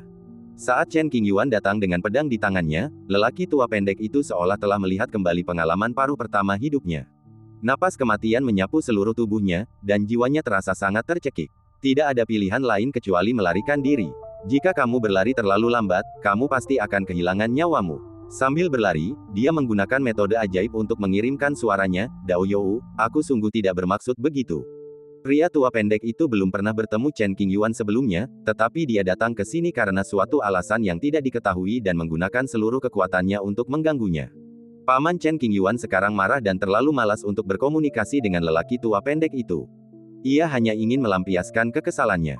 Jika aku benar-benar ingin bicara, mari kita tunggu sampai kamu selamat. Dentang, Chen Qingyuan mengejar dari dekat dan menebas dengan pedang lainnya. Lautan kabut melonjak, menampakkan bekas pedang yang besar. Orang tua pendek itu begitu ketakutan hingga wajahnya menjadi pucat, seluruh tubuhnya gemetar, salah satu sepatunya terlepas, dan dia tidak berani berhenti sama sekali. Kamu lari, dia mengejar. Perburuan hidup mati yang mendebarkan pun terjadi, meninggalkan jejak kaki di banyak tempat di lautan kabut. Pedang sekuat arus deras dan tahu sekuat ombak besar. Dentang, Chen Qingyuan mengayunkan beberapa pedang, membelah langit, dan sekali lagi mengunci pria tua pendek yang melarikan diri dengan kecepatan tinggi. Merobek, pria tua bertubuh pendek itu bereaksi cepat dan menghindar secepat kilat, nyaris mengenai cahaya pedang. Sisa kekuatan pedang mencapai tubuhnya, merobek pakaiannya, memperlihatkan tubuh bagian atasnya dan kulitnya. Jika dia menerima hantaman pedang itu secara langsung, dia akan terluka parah bahkan mungkin terbunuh. Saya ketakutan dan panik. Lelaki tua bertubuh pendek itu tahu bahwa dirinya tidak sebanding dengan lawannya, maka ia pun lari dengan panik, sambil memohon ampun dengan suara keras. Dao You, ini salah paham. Chen Qingyuan benar-benar merasakan sedikit fluktuasi abnormal dalam hukum dan menyimpulkan bahwa lelaki tua pendek itu memiliki kemiripan dengan biksu gemuk yang pernah berselisih dengannya sebelumnya. Pencerahan yang tiba-tiba itu terpengaruh, dan kemarahan dalam hati harus dilampiaskan. Anda juga dapat memanfaatkan kesempatan ini untuk mencoba kekuatan pedang kaisar manusia dan membiasakan diri dengannya. Kekuatan pedang ini berasal dari orang yang menggunakannya. Setelah mengayunkan pedang beberapa saat, Chen Qingyuan sampai pada suatu kesimpulan. Pedang kaisar manusia sendiri tidak memiliki banyak kekuatan, tetapi dapat menahan kekuatan yang tak terbayangkan. Selama seseorang memperoleh persetujuan dari pedang kaisar manusia, seseorang benar-benar dapat mengendalikannya, mengeluarkan semua kekuatan dalam tubuh tanpa khawatir menghancurkan pedang tersebut. Singkatnya, Chen Qingyuan dapat sepenuhnya memasukkan kekuatan tubuh reinkarnasi ke dalam pedang kaisar manusia dan menggunakannya sesuka hatinya tanpa keraguan apapun. Dengan kekuatan tubuh Tao Chen Qingyuan, bahkan senjata suci tingkat atas pun mungkin tidak mampu menahannya terlalu lama. Hanya senjata semi kekaisaran atau bahkan senjata kekaisaran yang lebih mengerikan yang dapat mengimbanginya. Pedang Zijun merupakan kartu truf penyelamat nyawa dan tidak boleh mudah diekspos kecuali benar-benar diperlukan. Pedang kaisar manusia memiliki penampilan biasa saja dan kualitasnya baru saja melampaui level Sein. Seharusnya hanya sedikit orang di dunia ini yang mengetahuinya. Zeng, secara perlahan mencoba mencapai kecocokan yang lebih baik dengan pedang kaisar manusia, mengalirkan ki dalam tubuh dan mengaktifkan tubuh Dao. Pedang itu bersiul di langit dan diayunkan. Ledakan. Tiba-tiba, lautan kabut di daerah ini menjadi sangat bergejolak, dan bekas pedang menutupi 30 juta ton. Merobek. Kali ini, lelaki tua bertubuh pendek itu tak punya kartu truf untuk digunakan. Ia sudah putus asa dan gagal menghindar. Sebuah luka robek yang dalam terbentuk di bahu kanannya, memperlihatkan tulang-tulangnya dan tampak mengerikan sekaligus mengerikan. Rekan Taois, mohon dengarkan penjelasan saya. Apa yang saya lakukan tadi bukanlah niat awal saya. Saya sedang tidak waras dan pasti telah dikendalikan oleh seseorang. Lelaki tua bertubuh pendek itu mencium bau kematian yang kuat, panik, dan berteriak keras. Chen Qingyuan seharusnya sudah menduga hal ini. Setelah mendengar ini, ia tetap tenang dan tidak menghentikan gerakannya, berniat untuk terus mengayunkan pedangnya untuk membunuh. Saya bersedia meminta maaf dan menggunakan seluruh harta saya untuk mengganti kerugian Anda. Lalu, lelaki tua pendek itu buru-buru mengutarakan sikapnya, suaranya terdengar terbata-bata, cemas dan tulus. Mendengar ini, Chen Qingyuan terdiam sejenak, dan permusuhan di matanya sedikit memudar. Berbicara tentang menebus kesalahan menyentuh hatinya. Namun, Chen Qingyuan tidak berhenti dan terus mengejarnya melintasi kehampaan yang tak berujung. Jika aku membunuhmu, semua hartamu akan tetap menjadi milikku. Mengenai permintaan maaf, hal itu bisa ditiadakan. Dengan ketajaman indera lelaki tua bertubuh pendek itu, dia jelas menyadari bahwa gerakan Chen Qingyuan terhenti sejenak, dan sorot mata gembira tiba-tiba terpancar, seolah-olah orang yang tenggelam melihat sepotong kayu apung, hasratnya untuk bertahan hidup langsung memuncak. Semua harta di tubuhku dapat kuberikan kepadamu, rekan Tao. Orang tua pendek itu berteriak keras sambil melarikan diri. Bodoh. Chen Qingyuan tampak seperti sedang bermain kucing-kucingan. Selama pengejaran, beberapa kali ia bisa saja menghalangi jalan lawan, tetapi ia memilih untuk tidak melakukannya. Ia menjaga jarak yang cukup, memberikan tekanan psikologis yang besar kepada lawan. Sementara itu, ia semakin mengenal pedang kaisar manusia. Ekspresinya acuh tak acuh, jika kau mati, bukankah benda itu milikku? Nampaknya begitu. Itu sangat masuk akal, dan saya bahkan tidak dapat membantahnya. Mendengar ini, lelaki tua bertubuh pendek itu sedikit terkejut, lalu tiba-tiba panik lagi. Keringat dingin membasahi sekujur tubuhnya, pakaiannya compang camping, dan ia tampak sangat menyedihkan. Tanpa alas kaki, ia harus menyeberangi lautan bintang. Jika terus seperti ini, energi spiritualnya cepat atau lambat akan habis. Saat itu, ia akan menjadi arwah orang mati di bawah pedang Chen Qingyuan. Laut bergerak cepat, dan mulai memikirkan cara untuk mengubah situasi. Hanya dalam beberapa saat, sebuah ide datang kepadaku. Saya cukup cakap dan bisa mencarikan berbagai peluang untuk Anda. Kalau Anda tidak percaya, Anda bisa menandatangani perjanjian darah. Lelaki tua itu tak punya pilihan selain menjual dirinya. Semua harta yang diperolehnya selama bertahun-tahun digunakan sebagai kompensasi. Melihat ketulusan lelaki tua pendek itu dan keinginannya untuk mengetahui lebih jauh tentang cara pihak lain, Chen Qingyuan dengan berat hati menyetujui usulan itu. Jangan lari, kita bisa bicara. Jika kamu tidak mengejarku, aku tidak akan lari. Pria tua pendek itu takut kalau ini adalah rencana Chen Qingyuan, jadi dia tidak berani bersantai. Suara mendesing. Tiba-tiba, Chen Qingyuan memanfaatkan kesempatan itu dan mengayunkan pedangnya, memaksa lelaki tua pendek itu menghindar ke samping. Memanfaatkan kesempatan ini, Chen Qingyuan menerobos kehampaan dan melancarkan gerakan kaki yang sangat cepat dan lincah, bergerak seketika. Ketika sosok Chen Qingyuan muncul lagi, dia sebenarnya berdiri tepat di depan pria tua pendek itu, dan jarak keduanya hanya 10.000 kaki. Mendesis. Melihat Chen Qingyuan melintas di depannya dalam sekejap mata, lelaki tua bertubuh pendek itu merasakan hawa dingin menjalar di sekujur tubuhnya, menggigil, dan wajahnya dipenuhi ketakutan. Reaksi naluriahnya adalah mengubah arah dan melarikan diri. Berhenti, ayo bicara. Chen Qingyuan memegang pedang itu tanpa bergerak, dan suara itu seakan datang dari dunia bawah, mengerikan dan menyeramkan. Pria tua bertubuh pendek itu diam-diam berlatih teknik meditasi untuk meredam kepanikannya. Ia menatap Chen Qingyuan di hadapannya, menyembunyikan ketakutan di matanya.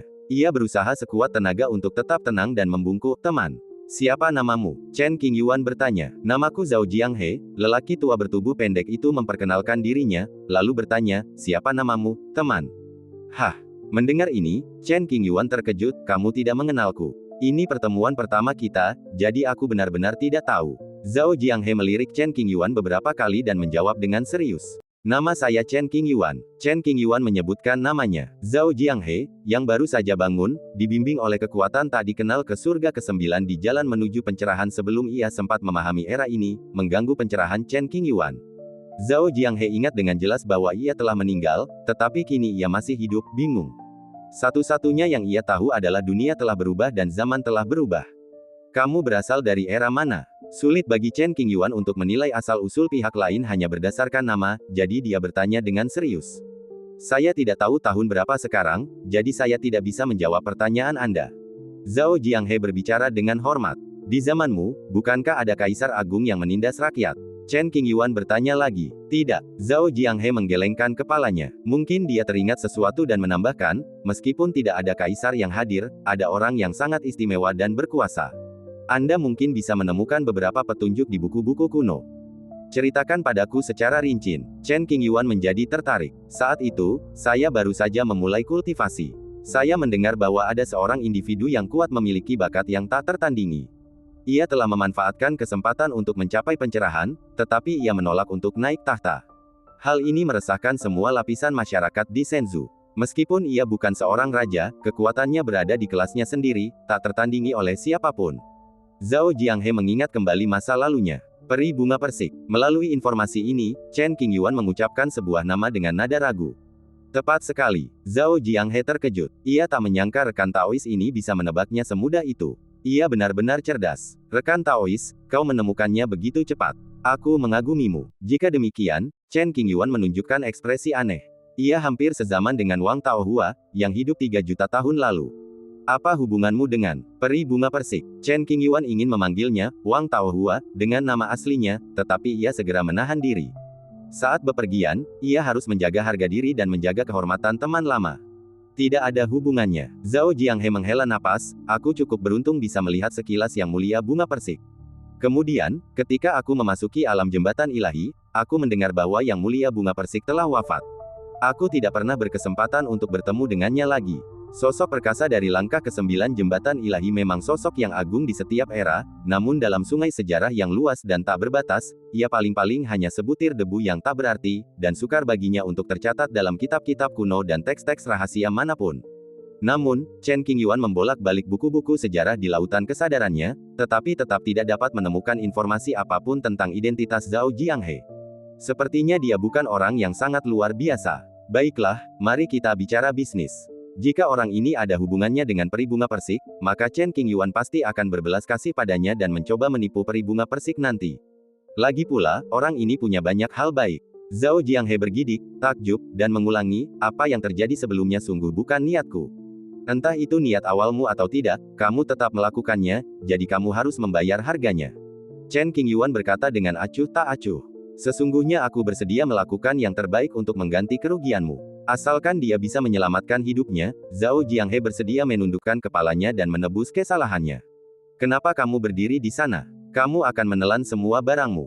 Chen Qingyuan merasa dia masih terlalu baik. Memberi. Seketika, Zhao Jianghe menguras tabungan keluarganya, melewatkan benda luar angkasa itu melalui udara, dan menghapus batasannya.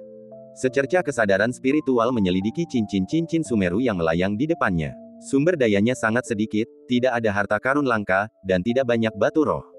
Zhao Jianghe, yang telah disegel oleh hukum kuno hingga sekarang, tampaknya telah lolos dari pengawasan hukum waktu, dan sebagian besar barang di tubuhnya telah diawetkan. Ini cuma omong kosong. Kamu bercanda. Wajah Chen Qingyuan menjadi gelap, merasa dihina dan terprovokasi. Seorang kaisar semu yang bermartabat dan berada di anak tangga ke-9 jembatan ilahi, kekayaannya bahkan tidak sebanding dengan kekayaan banyak jenius kontemporer. Ini konyol. Sebelum aku meninggal, aku mewariskan semua harta bendaku kepada keturunanku, jadi. Zhao Jianghe tampaknya menyadari bahwa dia terlihat agak lusuh, jadi dia tersenyum canggung dan ragu untuk berbicara. Merasakan ekspresi ragu Chen Qingyuan, Zhao Jianghe kemungkinan besar memiliki niat membunuh. Ia buru-buru mencari jalan keluar untuk dirinya sendiri dan berkata dengan tulus, aku pasti akan bekerja keras untuk menemukan sumber daya di masa depan dan memberikan semuanya kepadamu. Chen Qingyuan menatap orang ini, memegang pedang kaisar manusia di tangannya, dan tetap diam. Perasaan tertekan itu terlalu kuat. Zhao Jianghe mengendalikan sedikit energi spiritual, menyeka keringat dingin di dahinya, dan gemetar, aku bersumpah darah dan bersedia menghabiskan 500 tahun untuk menebus kesalahan hari ini. Chen Qingyuan tetap diam, seolah tengah berpikir keras. Tekanan tak kasat mata itu sungguh membebani Zhao Jianghe. Ia menggertakkan gigi dan berkata, kalau kau masih belum puas, kau hanya bisa membunuhku. Tapi kalaupun aku mati, itu tidak akan mengubah apapun. Satu hal lagi, alasan aku menyerangmu adalah karena kesadaranku dikendalikan oleh kekuatan pengetahuan. Jelas, ini ditujukan padamu. Apa kau tidak ingin tahu?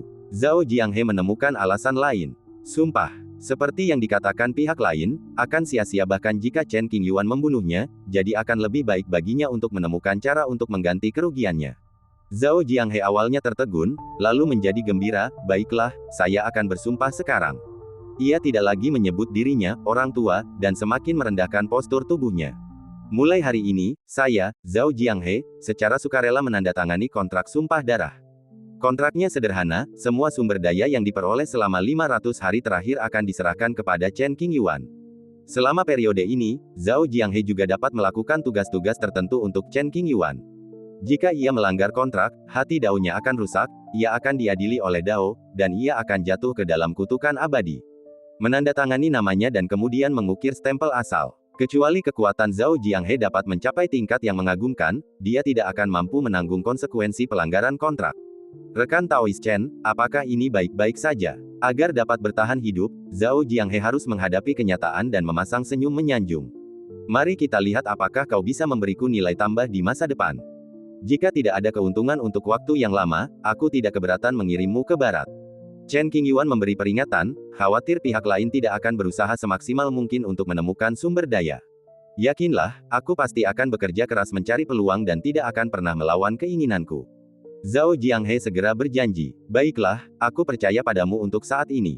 Pada titik ini, Chen Qingyuan tidak punya pilihan selain menerimanya. Panggilan. Setelah memastikan bahwa krisis telah teratasi sementara, Zhao Jianghe memberanikan diri untuk sedikit mengendurkan kewaspadaannya, menarik napas panjang, lalu berganti pakaian dengan kemeja kain abu-abu yang bersih dan rapi serta sepasang sepatu kain yang pas di badannya.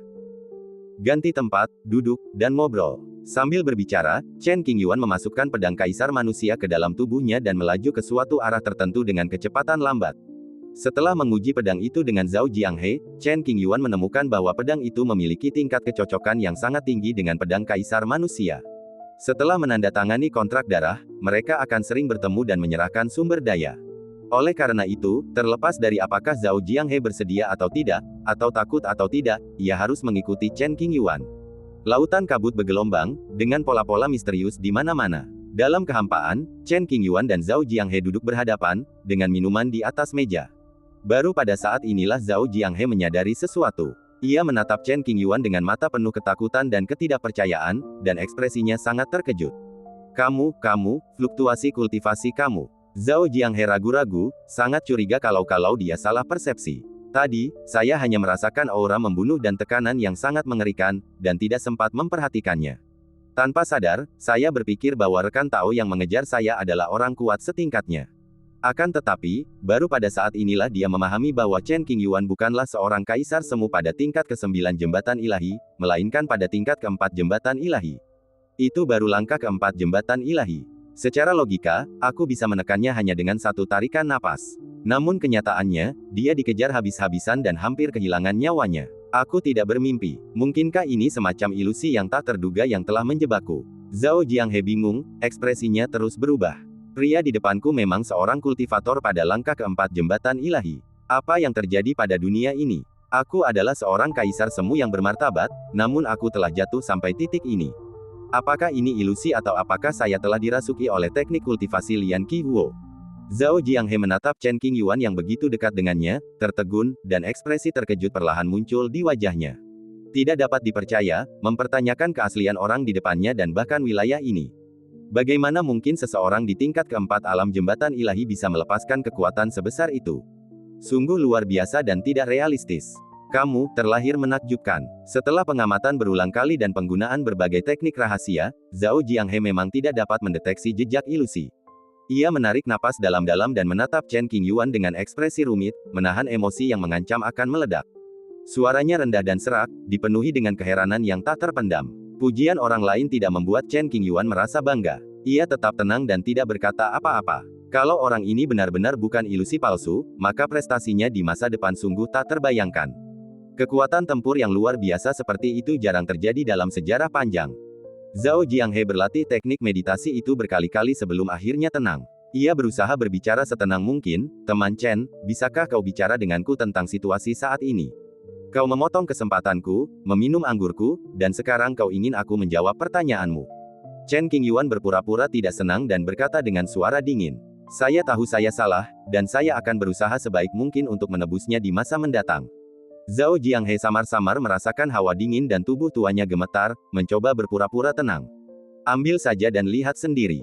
Chen Qingyuan melemparkan selembar batu giok biasa, yang mencatat banyak hal penting yang terjadi hari itu. Iklan oleh Pub Future. Karena informasi tersebut berasal dari Chen Qingyuan, dia menghapus jejaknya sendiri. Oleh karena itu, mustahil bagi Zhao Jianghe untuk mengetahui asal-usul spesifik Chen Qingyuan dari slip giok ini. Terima kasih, temanku. Zhao Jianghe segera mengambil slip giok itu dan mengungkapkan rasa terima kasihnya yang tulus. Saya punya beberapa pertanyaan, dan saya harap Anda dapat menjawabnya dengan jujur. Sudah waktunya untuk turun tangan. Alis Chen Qingyuan sedikit berkerut, tatapannya tajam dan dalam, bagai pedang tajam yang mampu menembus benda terkecil sekalipun. Bibirnya terkatup rapat membentuk garis lurus, auranya mengesankan tanpa amarah. Aura superioritas yang terpancar begitu menindas hingga membuat orang merasa tercekik dan sakit. Setelah bertukar pandang dengan Chen Qingyuan, Zhao Jianghe tanpa sadar menurunkan alisnya, merasa seolah-olah dia sedang duduk di atas jarum dan peniti, dan berkata dengan hormat, apapun yang aku tahu, aku tidak akan berani menyembunyikannya. Asalmu dari mana? Chen Qingyuan meletakkan tangannya dengan ringan di atas meja, jari-jarinya saling bertautan. Auranya kuat dan ekspresinya serius. Zhao Jianghe bertubuh pendek dan berwajah muram. Ia jelas merupakan seorang ahli tingkat atas di anak tangga ke-9 jembatan ilahi, tetapi ia tak berani menatap Chen Qingyuan terlalu lama. Ia bagaikan seorang peziarah di kaki gunung, penuh hikmat dan kekaguman. Saya tidak mengerti situasi di sini, jadi sulit bagi saya untuk memberitahu Anda lokasi spesifiknya. Izinkan saya memeriksa slip giok itu sebelum menjawab pertanyaan Anda. Ya, Chen Qingyuan mengangguk, mengambil gelas anggur di depannya, menikmatinya perlahan, dan menunggu dengan sabar. Tidak berani membuang waktu, Zhao Jianghe segera memisahkan sedikit kesadaran spiritualnya dan memasuki slip giok yang pernah diserahkan Chen Qingyuan kepadanya sebelumnya. Hanya dalam waktu setengah batang dupa, dia telah mencerna semua informasi pada slip giok itu. Wajah Zhao Jianghe dipenuhi keterkejutan. Ia tak menyangka era ini begitu makmur, begitu memikat, begitu memabukkan. Dengan hati-hati, ia melirik Chen Qingyuan yang tanpa ekspresi, berpikir dalam hati, sayang sekali tidak ada catatan tentang identitas Chen Yuyu. Aku bisa memperkirakan secara kasar bahwa dia pasti terbangun di laut kekacauan, tak jauh dari reruntuhan Dewa Jatuh. Setelah mendapatkan begitu banyak informasi penting, Zhao Jianghe menyusun gambaran alam semesta di lautan kesadarannya. Alisnya berkerut dan nadanya serius. Mendengar jawaban ini, Chen Qingyuan tidak menunjukkan emosi apapun. Ia tampak tenang dan kalem, matanya sedingin kolam gelap. Tak seorang pun tahu apa yang sedang dipikirkannya, sungguh tak terduga. Beberapa tahun yang lalu, Chen Qingyuan bertemu He Xuan, putra Kaisar Iblis Qingyu, dan mengobrol dengannya sebentar. Menurut He Xuan, ia juga terbangun di laut kekacauan dekat reruntuhan Dewa Jatuh.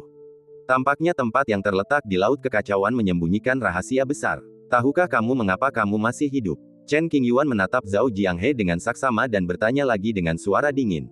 Aku tidak tahu. Zhao Jianghe tampak serius dan menggelengkan kepalanya sedikit. Tahukah kamu siapa yang mengendalikanmu? Chen Qingyuan terus bertanya. Aku tidak tahu. Zhao Jianghe masih menggelengkan kepalanya.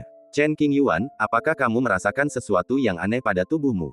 Zhao Jianghe, tidak. Dia tampak bingung dan tidak tahu apa-apa ketika ditanya. Lalu apa yang kau tahu? Chen Qingyuan merasa sedikit tidak berdaya. Saya tahu saya harus bekerja keras untuk mencari peluang di masa depan dan meminta maaf kepada sesama penganut Tao. Mungkin karena keinginan untuk hidup dan kekaguman terhadap Chen Qingyuan, Zhao Jianghe mengatakan ini dengan sangat serius, seolah-olah itu telah menjadi satu-satunya tujuan hidupnya selama sisa hidupnya, dan dia sangat bertekad. Petik 2. Chen Qingyuan, yang tadinya sedang tertekan, tiba-tiba merasa malu untuk menyalahkan orang lain ketika mendengar kata-kata ini. Ia membuka dan menutup bibirnya sedikit, tidak tahu harus berkata apa, dan memilih untuk tetap diam. Beberapa makhluk tak dikenal pasti telah menggunakan aku sebagai pion untuk menyakiti sesama penganut Tao. Zhao Jianghe sekali lagi menyatakan bahwa dia tidak bersalah. Lain kali kamu diperkosa, aku akan berada dalam bahaya. Iklan oleh Pub Future. Chen Qingyuan berpura-pura khawatir. Khawatir Chen Qingyuan akan menindasnya, Zhao Jianghe menggertakkan giginya dan membuat pilihan, rekan Taois, yakinlah, situasi ini tidak akan pernah terjadi. Jaminan apa yang Anda miliki? Chen Qingyuan bertanya. Ini adalah secercah jiwaku. Jika kesadaranku berubah, kau bisa segera mendeteksinya dan mengambil tindakan pencegahan yang tepat. Meskipun setitik roh suci tidak dapat secara langsung mengancam nyawa Zhao Jianghe, akan mudah melukainya jika digunakan sebagai umpan. Langkah ini jelas menunjukkan ketulusan yang besar, dan dia tidak ingin menjadi musuh Chen Qingyuan. Oke, Chen Qingyuan mengambil jiwa pihak lain, dan sekarang dia benar-benar bisa merasa tenang. Zhao Jianghe meyakinkan dirinya sendiri bahwa meskipun Chen Qingyuan tidak mendapatkan sinar roh ilahi ini, ia masih dapat dengan mudah menekannya. Oleh karena itu, ini bukanlah tindakan bodoh, melainkan tindakan yang sangat cerdik. Selama setengah jam berikutnya, keduanya mengobrol tentang beberapa topik yang tidak relevan. Melalui narasi Chen Qingyuan, Zhao Jianghe memiliki pemahaman yang lebih jelas tentang masalah Dang Yue. Ia mendengarkan dengan penuh minat, sering kali menunjukkan keterkejutan di wajahnya dan mendesah penuh emosi. Zhao Jianghe bercerita tentang beberapa peristiwa penting pada masanya. Meskipun informasinya tidak bermanfaat, Chen Qingyuan tetap mendengarkan dengan sabar, hanya untuk iseng. Maaf saya bertanya, tapi apa asal-usul rekan Daois Chen? Setelah beberapa percakapan, keduanya menjadi akrab, dan Zhao Jianghe tidak dapat menahan diri untuk bertanya. Saya tidak punya banyak latar belakang, saya hanya seorang kultivator biasa. Ekspresi wajah Chen Qingyuan tetap tidak berubah saat dia berbicara omong kosong. Seorang kultivator biasa. Zhao Jianghe terkejut. Seorang kultivator biasa telah mencapai hal-hal yang luar biasa. Rekan Daois sungguh luar biasa. Ada banyak sekali orang seperti saya di dunia ini. Chen Qingyuan berbicara omong kosong dengan nada serius. Apa? Sebanyak bulu sapi. Mendengar ini, kelopak mata Zhao Jianghe berkedut hebat. Ia tak percaya dan berteriak tak percaya. Orang-orang hebat bermunculan dalam jumlah besar, dan orang-orang kuat bagaikan awan. Chen Qingyuan berkata dengan sungguh-sungguh, saya menasihati kalian untuk berhati-hati dan waspada dalam bertindak. Apakah dunia ini sudah gila? Secara logika, Zhao Jianghe tidak akan mempercayai hal absurd seperti itu, tetapi saat melihat ekspresi serius Chen Qingyuan, tanpa alasan dia mempercayainya, dan matanya dipenuhi rasa takut dan cemas terhadap dunia ini. Di masa pertikaian besar, kemakmuran tidak terbatas. Chen Qingyuan mendesah. Terima kasih, Chen Yuyu, sudah memberitahuku. Zhao Jianghe harus mengungkapkan rasa terima kasihnya yang tulus karena telah ditipu. Bagaimanapun, informasi tentang era yang diberikan Chen Qingyuan hanya menjelaskan distribusi kekuatan dan peristiwa besar di berbagai kalangan, dan tidak menyebutkan tingkat orang-orang kuat di dunia atau seberapa tinggi tingkat kultivasi mereka. Seorang kaisar semu benar-benar merasakan krisis seakan-akan ia berjalan di atas es tipis. Kuncinya adalah rasa penindasan yang dibawa Chen Qingyuan terlalu besar. 4 langkah jembatan ilahi sudah cukup untuk membuat Zhao Jianghe terengah-engah. Ditambah dengan penipuan serius Chen Qingyuan, Zhao Jianghe harus mempercayainya. Tidak ada yang lain, itu saja. Setelah mengatakan itu, Chen Qingyuan tidak ingin melanjutkan percakapan. Ia perlahan berdiri dan berencana untuk kembali ke formasi besar yang telah ia dirikan untuk mempelajari sutra reinkarnasi, memperkuat fondasinya, dan berlatih dalam pengasingan. Saya akan menemukan sumber dayanya dan kembali secepatnya. Zhao Jianghe berdiri dan membungkuk. Memanggil, sosok Chen Qingyuan menghilang dari tempatnya dan berubah menjadi pelangi, membentang hingga ke kejauhan. Ditinggal sendirian, hati Zhao Jianghe akhirnya tak lagi tegang. Ia tak perlu lagi menahan emosinya, dan wajahnya tampak gelisah dan ketakutan. Untungnya, saya selamat dari bencana ini. Mulai sekarang, saya akan dengan jujur mencari sumber daya, meraih kekayaan, dan menyerahkan semuanya kepada Chen Qingyuan. Sehat, ribuan kata akhirnya berubah menjadi desahan panjang.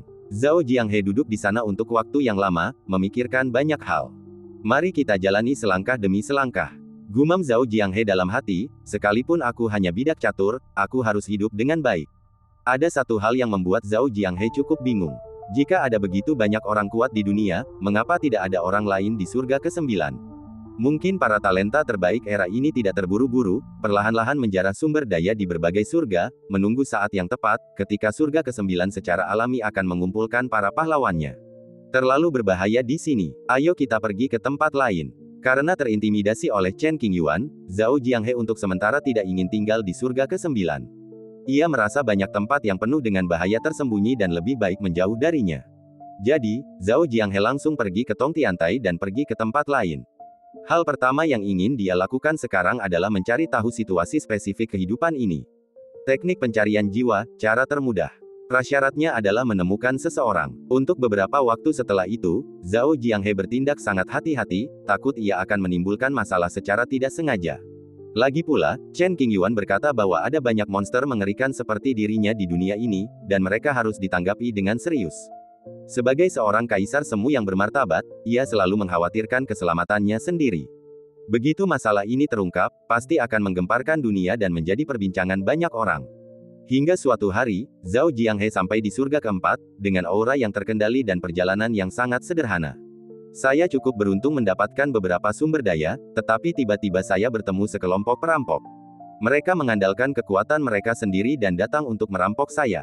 Melihat kelima biksu jembatan ilahi di depannya, Zhao Jianghe mengerutkan kening, menatap mereka dengan saksama, dan tidak mengambil tindakan secara langsung. Jelaslah bahwa Chen Qingyuan telah menyebabkan Zhao Jianghe mengalami trauma psikologis yang hebat, menyebabkan dia kehilangan kepercayaan dirinya. Melihat Zhao Jianghe tidak berkata apa-apa dan tidak ada fluktuasi yang kuat dalam kultivasinya, pria yang menghalangi jalannya menjadi semakin sombong, serahkan apa yang baru saja kau dapatkan, dan aku akan mengampuni nyawamu. Pihak lawan sangat agresif. Zhao Jianghe berulang kali menegaskan bahwa tidak ada orang kuat yang bersembunyi di sekitarnya. Yang terkuat di antara mereka baru berada di langkah kelima alam jembatan ilahi. Kekuatan mereka tidak sebanding dengan Chen Qingyuan. Perbedaan kekuatan mereka sangat besar. Jika aku tidak menginginkanmu melakukan itu, apa yang akan kamu lakukan? Zhao Jianghe selalu percaya pada nasihat Chen Qingyuan dan tidak berani meremehkan para pahlawan zaman itu. Mungkin orang-orang sebelum dia juga memiliki kekuatan tempur yang luar biasa. Meskipun kekuatan mereka lebih lemah, mereka tidak boleh diremehkan. Kalau begitu, kami akan mengambilnya sendiri. Seseorang yakin bahwa Zhao Jianghe bukan orang penting, kalau tidak, dia tidak akan begitu patuh. Dia akan mengambil tindakan atau mengungkapkan latar belakangnya. Swoosh! Pria ini membunuh Zhao Jianghe dan mengerahkan seluruh kekuatannya. Ia merasa sangat bangga pada dirinya sendiri, seolah-olah ia tak terkalahkan di wilayahnya dan mampu menjelajahi galaksi. Ledakan. Karena peringatan Chen Qingyuan sering terngiang di telinganya, Zhao Jianghe tidak berani ceroboh dan menamparnya sekuat tenaga. Sebagai seorang kaisar semu, Zhao Jianghe sesungguhnya dapat merasakan bahwa orang-orang di hadapannya tidak menimbulkan ancaman, tetapi ia takut kalau mereka hanyalah penyamaran dari beberapa petinggi untuk melumpuhkan lawan-lawan mereka dan berperan sebagai babi untuk memakan harimau.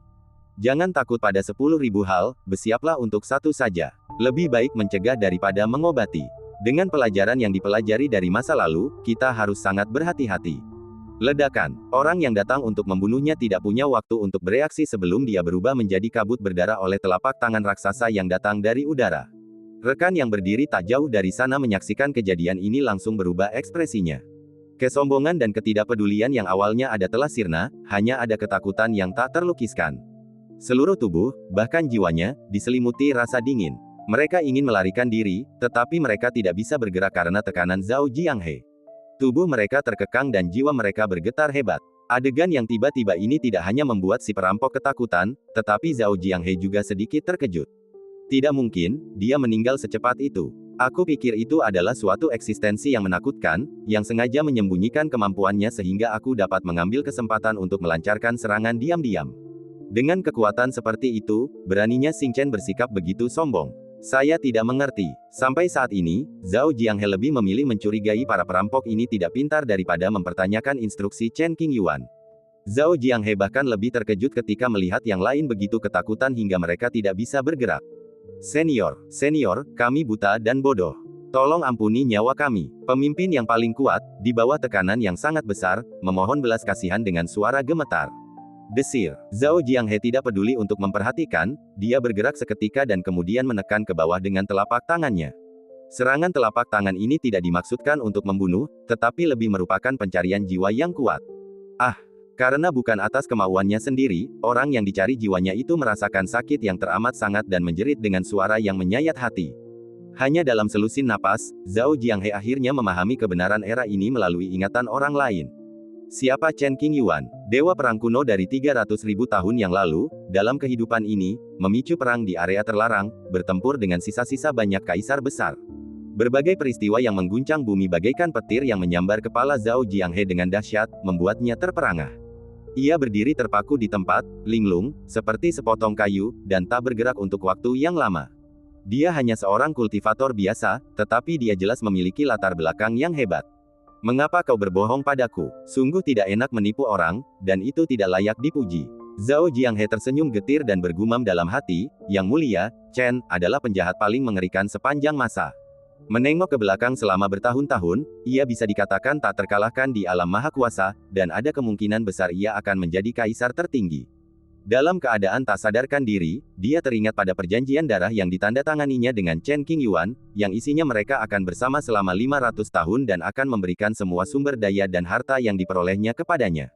Mungkin ini bukan nasib buruk. Dengan keberuntungan, dan karena hubungan darah mereka, Zhao Jianghe mungkin dapat membangun hubungan baik dengan Chen Qingyuan. Di dunia ini, ada lebih dari ratusan juta orang jenius yang ingin mengikuti Chen Qingyuan. Meskipun Zhao Jianghe adalah seorang kaisar semu pada langkah ke-9 jembatan ilahi, ia masih harus menghadapi kenyataan. Di mata dunia, kaisar semu berdiri di awan, tak terjangkau. Namun bagi Chen Qingyuan, itu hanya masalah waktu. Senior, kumohon lepaskan kami. Kami bersedia melayanimu sebagai budak dan menghabiskan sisa hidup kami untuk menebus dosa-dosa kami. Pada titik ini, seorang pria tertentu bahkan mulai membuat rencana dan mengambil kesempatan ini untuk mengikuti seorang kaisar semu dan mendekatinya. Kalau dia meninggal, dia hanya perlu mengabdi pada tuannya saja di masa depan. Segala sesuatunya akan berjalan lancar dan dia bisa bebas melakukan apa saja tanpa rasa khawatir. Mimpi itu indah, tetapi kenyataan itu kejam. Pikiran Zhao Jianghe terganggu dan dia melambaikan lengan bajunya dengan tidak sabar. Tiba-tiba angin kencang bertiup, mencabik-cabik raga dan jiwa keempat orang yang tersisa, membunuh mereka seketika dan mengubah mereka menjadi abu, tanpa sempat melawan. Benda-benda luar angkasa dan barang-barang lain yang dibawa orang-orang ini secara alami terawetkan secara utuh. Zhao Jianghe menyimpannya dan berencana menggunakannya untuk meminta maaf kepada Chen Qingyuan nanti. Sekelompok pecundang, beraninya kalian berkomplot melawanku. Kalian sedang mencari mati. Ia mengira telah bertemu dengan seorang ahli tingkat tinggi yang berpura-pura menjadi babi dan memakan harimau, tetapi ternyata ia adalah sekelompok orang idiot. Zhao Jianghe menatapnya dengan jijik dan mendengus dingin. Setelah menyerap semua informasi yang diperoleh dari pencarian jiwa, ia menenangkan diri dan mulai mencari sumber daya secara serius, menempatkan masalah ini di urutan teratas daftar prioritasnya. Surga ke-9. Formasinya kuat, dan bagian yang rusak telah diperbaiki oleh Chen Qingyuan. Duduk dalam formasi, Chen Qingyuan menutup matanya dan beristirahat, sekali lagi menyerap energi spiritual langit dan bumi, mencoba menerobos ke alam kecil berikutnya. Awalnya dia ingin menerobos hambatan pada momen pencerahan dan meningkatkan kultivasinya, tetapi dia diganggu oleh kekuatan eksternal dan harus berhenti. Untungnya, Chen Qingyuan tidak terkena serangan balik, dan pencerahannya hampir berakhir. Jika tidak, jika pencerahannya baru saja dimulai dan terganggu, bahkan jika Zhao Jianghe tidak sengaja, ia akan kehilangan nyawanya. Gemerincing, energi spiritual bagaikan lautan, bergelombang dan bergelora. Semuanya mengalir deras ke tubuh Chen Qingyuan, tanpa menimbulkan suara apapun, dan sepenuhnya menyatu ke dalam tubuh reinkarnasi, menyebabkan lapisan cahaya gelap redup terbentuk di permukaan tubuhnya, yang membuat tubuhnya tampak agak misterius. Merayu, kehampaan itu bergetar, dan deretan karakter Bao kuno muncul di sekitar Chen Qingyuan, berputar perlahan dan memancarkan cahaya misterius, berisi misteri tertinggi. Dengan kesadaran yang tiba-tiba ini, Chen Qingyuan mampu menyimpulkan bab pertama Samsara Sutra secara keseluruhan. Sayang sekali saya tidak tahu cara menghitung bab tengah Sutra Samsara. Jalan ini tidak begitu mulus, dan masih panjang jalan yang harus ditempuh. Saya harap Zhao Jianghe tidak akan mengecewakan saya. Jika Zhao Jianghe tidak mengeluarkan beberapa harta untuk meminta maaf, Chen Qingyuan pasti akan menimbulkan masalah dan mengungkapkan ketidakpuasannya. Jangan pikirkan hal-hal sepele ini dan berkonsentrasilah pada perbaikan rantai. Setelah sekitar setengah tahun, setelah menyerap sejumlah besar energi spiritual murni, Chen Qingyuan merasa bahwa hambatan di wilayahnya menunjukkan tanda-tanda mengendur.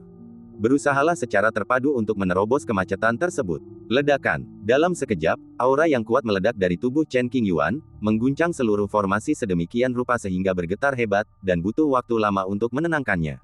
Langkah keempat Jembatan Ilahi, tahap akhir. Setiap terobosan tubuh Samsara Dao beberapa kali lebih sulit daripada yang dilakukan oleh para kultivator biasa, dan sumber daya yang dibutuhkan adalah lubang tanpa dasar yang sulit untuk diisi. Meskipun tingkat kesulitannya tidak tinggi, manfaat yang didapat sangat banyak, dan kekuatan tempurnya jauh melampaui pemahaman orang biasa. Belum lagi di dunia saat ini, bahkan di sungai waktu yang tak berujung, tak ada seorang pun yang dapat menandinginya di level yang sama. Ketika Chen Qingyuan mencapai tahap keempat Jembatan Ilahi, ia bahkan dapat mengalahkan orang-orang terkuat di tahap awal Kaisar Semu. Ketika ia mencapai tahap kelima Jembatan Ilahi, atau bahkan tahap ke-9, kekuatannya akan begitu besar sehingga Jian Qi bahkan tidak dapat membayangkannya. Satu-satunya tubuh reinkarnasi dalam sejarah benar-benar mengerikan dan tidak dapat ditoleransi oleh hukum surga. Panggilan. Setelah menstabilkan kultivasinya, Chen Qingyuan menarik napas panjang dan meredakan tekanan yang berhamburan ke segala arah. Ia menahan napas dan tampak tegas. Ia mempertahankan posisi duduk bersila dan mempelajari bagian pertama Sutra Samsara dengan saksama. Setiap karakter mengandung kerja keras Chen Qingyuan dan pengalaman pendahulunya. Satu kata begitu kuatnya hingga dapat menekan bintang-bintang. Jika ia sampai ke dunia manusia, hukum dan ketertiban akan terganggu. Karakter-karakter kuno ini diubah oleh Chen Qingyuan menggunakan kekuatan hukum reinkarnasi. Karakter-karakter ini setara dengan sumber kitab suci Tao, memiliki makna yang luar biasa, dan memiliki kekuatan yang luar biasa. Berdengung, karakter-karakter kuno yang mengelilingi tubuhnya merasuk ke dalam alis Chen Qingyuan satu demi satu, dan tertanam di jiwanya. Setelah setiap karakter kuno di bagian pertama kitab suci Tao diserap ke dalam tubuhnya, Chen Qingyuan perlahan membuka matanya, dan seberkas cahaya redup menyambar. Dentang. Kemudian, ia mengangkat tangan kanannya dan dengan ringan menyapu udara di depannya. Pedang Kaisar Manusia sepanjang 4 kaki tiba-tiba muncul. Pedang ini luar biasa. Chen Qingyuan ingin melihatnya beberapa kali lagi dan mencoba melihat apakah ia bisa terus mencapai pencerahan. Sayangnya, tidak ada kesempatan seperti itu. Beberapa jam berlalu tanpa ada perasaan apapun, jadi saya harus menyerah. Dia menarik pedang Kaisar Manusia ke dalam tubuhnya dan melirik ke kejauhan. Lautan kabut tidak stabil dan sering kali bergolak. Pasti akan ada lebih banyak reruntuhan kuno yang muncul di masa mendatang, dan Chen Qingyuan menunggu dengan sabar, merasakan antisipasi sekaligus kekhawatiran. Di Zhu, tanah tua, kabut merah itu dipenuhi kekacauan, terjalin dengan hukum waktu. Belum lagi para kultivator biasa yang datang ke sini, bahkan seorang kaisar semu di anak tangga ke-9 Jembatan Ilahi pun akan berada dalam bahaya besar jika ia mencapai ujung tanah kuno. Jika Anda kurang beruntung, Anda bahkan mungkin menemukan jejak kaisar kuno, dan akibatnya dapat dibayangkan. Jauh di dalam tanah tua, ada benda berbentuk bintang yang mengambang. Klan abadi kuno menyebutnya inti bintang waktu.